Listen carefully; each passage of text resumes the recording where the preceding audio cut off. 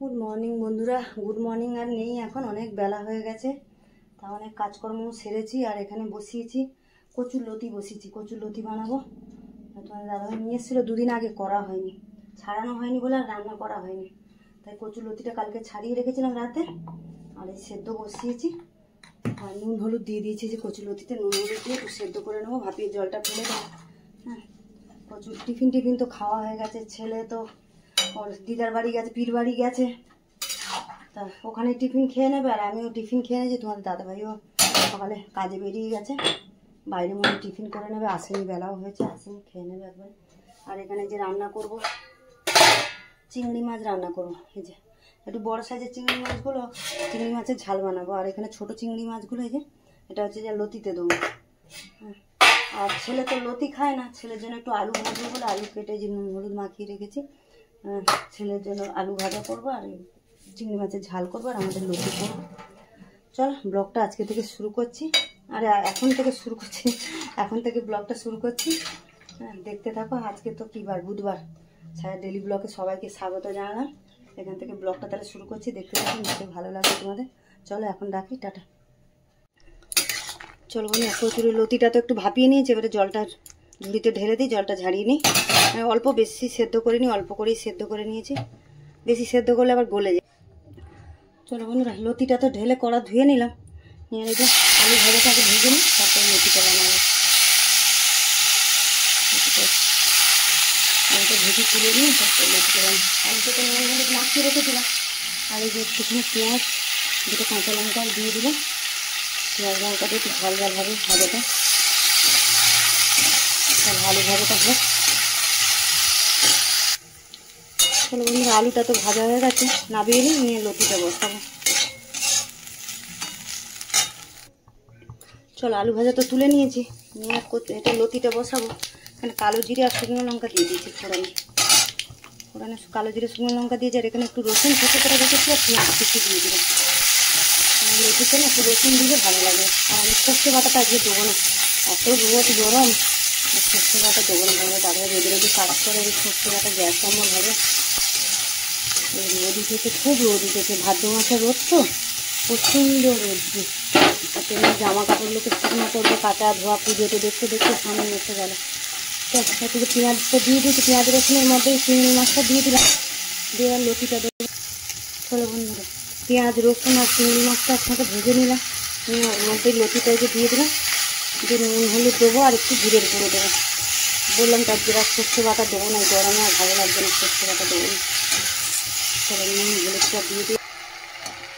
চলো লতিটাতে যে ভালো করে ভেজে নিলাম একটু, এর মধ্যে যে মশলাগুলো দিয়ে দেবো। মশলা নিয়েছে যে জিরের গুঁড়ো, নুন হলুদ আর একটু লঙ্কার গুঁড়ো দিয়েছি একটু ঝাল হওয়ার জন্য, একটু জল দিয়ে দিলাম। শুকনো মশলাটা দেবো তো পুড়ে যাবে, একটু জল দিয়ে এবারে মশলাটা কষাবো,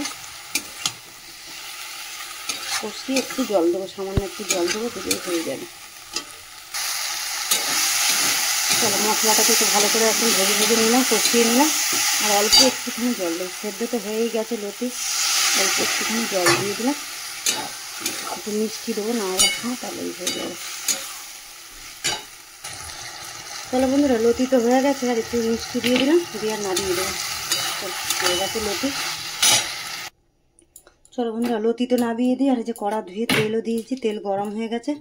এর মধ্যে চিংড়ি মাছটাই যে মাখিয়ে দিয়েছিলাম, রেখেছিলাম, চিংড়ি মাছটা ভেজে নিই, চিংড়ি মাছের ঝালটা বসাবো। গরম পড়েছে বন্ধুরা, রোদের জন্য গরমের জন্য ভালো লাগছে না। আর আমি ভাতের জল দিয়েছি, ভাতটাও বসালো। চলো বন্ধুরা, চিংড়ি মাছটা যে লাল করে ভেজে নিয়েছি, তুলে নিই। চলো বন্ধুরা, চিংড়ি মাছ তো ভেজে তুলে নিয়েছি, এর মধ্যে একটু জিরে ফোড়ন দিলাম, তেজপাতা দিয়েছি, একটু পেঁয়াজ কুচিয়ে রেখেছিলাম, পেঁয়াজটাও দিয়ে দিলাম। পেঁয়াজটা ভাজা হোক, তারপরে মশলাগুলো দেবো। চলো পেঁয়াজটা তো এই যে ভেজে নিয়েছি, এর মধ্যে দিয়ে দিচ্ছি যে আদা রসুন বাটা, অল্প করেই দিলাম আদা রসুন বাটা, বেশি করিনি, 1 চামচ মতন দিয়েছি আদা রসুন বাটা। অল্প চিংড়ি মাছ তো, চিংড়ি মাছের বেশি আদা রসুন দিলে ভালো লাগে না। একটু নেড়ে নিলাম তেলের মধ্যে, আদা রসুনের গন্ধটা চলে যাবে। তারপরে দিয়ে দেবো যে টমেটো আর কাঁচা লঙ্কা বেটে রেখেছিলাম, এটাও দিয়ে দিলাম। এরপরে গুঁড়ো মশলাগুলো দিয়ে দেবো। চলো গুঁড়ো মশলাগুলো দিয়ে দিই। চলো বন্ধুরা, এই যে মশলা তো গুঁড়ো মশলা তো এর মধ্যে জলের মধ্যে গুলে নিয়েছি। গুঁড়ো মশলা দিয়েছি জিরে গুঁড়ো, ধনে গুঁড়ো, একটু লঙ্কার গুঁড়ো, নুন, হলুদ, এই দিয়েছি গুঁড়ো মশলা দিয়ে একটুখানি জলে গুলে আর দিয়ে দিলাম মশলাটা। এবার মশলাটা ভালো করে কষানো হয়। চলো বন্ধুরা, এই যে মশলাটা কষানো হয়ে গেছে, এবার জল দিয়ে দেবো। জলে দিয়ে দিলাম। চলো ঝোলটা ফুটুক, তারপরে মাছটা দিয়ে দেবো। আর এখানে তো ভাত ফুটছে। চলো ঝোল তো ভালো করে ফুটছে টকবক করে। যে চিংড়ি মাছও দিয়ে দেবো। চিংড়ি মাছ দিয়ে আরেকটু ঝোলটা টানাবো, টেনে ধনে পাতা দেবো, দিয়ে দিয়ে দেবো। চলো বন্ধুরা, মাছের ঝাল তো হয়ে গেছে। এবারে ধনে পাতা দিয়ে দিচ্ছি, না দিয়ে দেবো ধনে পাতা দিয়ে। ধনে পাতা দিয়ে দিলাম, দিয়ে বন্ধ করে দিচ্ছি। আর এদিকে ভাতও হয়ে গেছে, ভাতের ফ্যান করে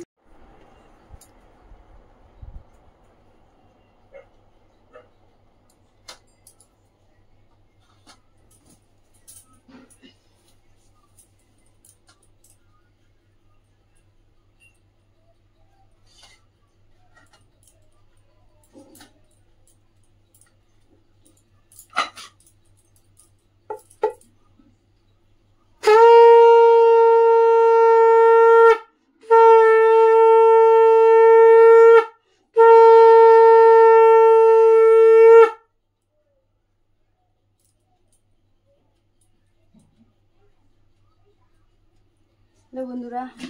তারপর রান্নাবান্না ছেড়ে ছেলে এসে গেল। ছেলে বললো মা খেতে দাও। ছেলেকে খেতে দিয়ে দিলাম।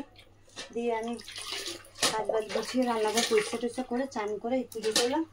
চলো পুজো করার পর তো কমপ্লিট হয়ে গেল। বেঁধে তোমার দাদাভাই আর আমি খাবো। চলো আজকের ব্লগটা এখানেই শেষ করছি। দেখা হচ্ছে পরের ব্লগে। চলো টাটা, রাখি। আর ব্লগটা বাড়ালাম না।